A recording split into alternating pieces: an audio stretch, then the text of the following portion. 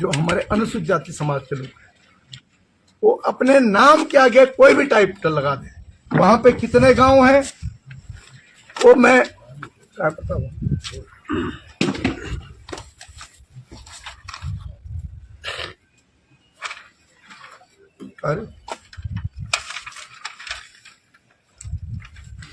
वहां पे चिलताड़ है, चिलार के पास है, खकरेड़ा है, दूसरे तीसरे गांव है जहां हमारे अनुसूचित जाति समाज के लोग सब पवार लिखते हैं।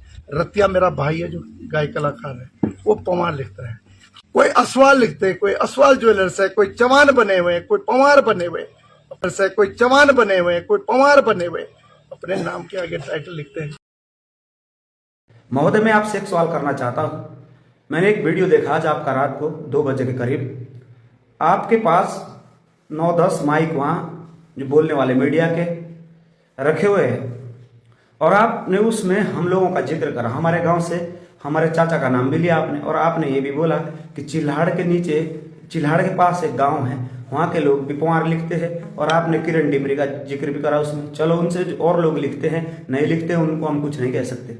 लेकिन जो आपने ये कहा कि चिल्हाड़ के पास एक गांव है, वहां के लोग जो है वो पवार लिखते हैं, तो ये आपने किस उस पे कहा, किस ज्ञान के आधार पर या किस इतिहास के आधार पर आपने कहा, जो आपने डायरेक्ट बोल दिया कि वो लिखते हैं? कि आपको पता है हमारा इतिहास क्या है? जो आपने बोला लिखते हैं का मतलब क्या है? मानिए पर हम पवार है, हम पवार है, हमारे पूर्वज पवार थे, हम पवार है, इसमें लिखने वाली कोई बात नहीं। और आप ये दिमाग से ये बात हटा दो मान्यवर कि जो आप बोलते लिखते नहीं है, हम है असली पवार है। अगर आपको हमारा इतिहास पढ़ना है, हमारी वीर गाथा सुननी है, जो हमारे पूर्वज थे उन्होंने जो लड़ाइयां लड़ी है, आज भी अगर आपको तथ्य और प्रमाण चाहिए तो महाराज के पास हमारा धनुष और डांगरा जो वीरता की निशानी थी, जो उनके हथियार थे, अभी भी महाराज के पास है यहीं पे जी। और दूसरी बात, आप 10 जाति के लोगों के खेत ले लो, किसी के भी जो भी हमारे देश में जाति चल रही है, 10 खेत ले लो आप, उनमें आप राजमा का बीज बो दो, थोड़ा थोड़ा सब में उगेगा क्या? मेरी बात समझ आ गई होगी। खेत किसी भी जाति का हो, लेकिन उसमें बीज क्या है? राजमा का है, तो राजमा की जगह राजमा ही उगेगा। ये नहीं कि कोई एससी का है उसके यहाँ उड़द उगेगी, एसटी वाले के यहाँ क्या कहते हैं मसूर उगेगा। भाई राजमा की जगह राजमा ही उगेगा। हमारे जौनसार में कहावत है, बोलो कांडे की जगह कांडा राजो।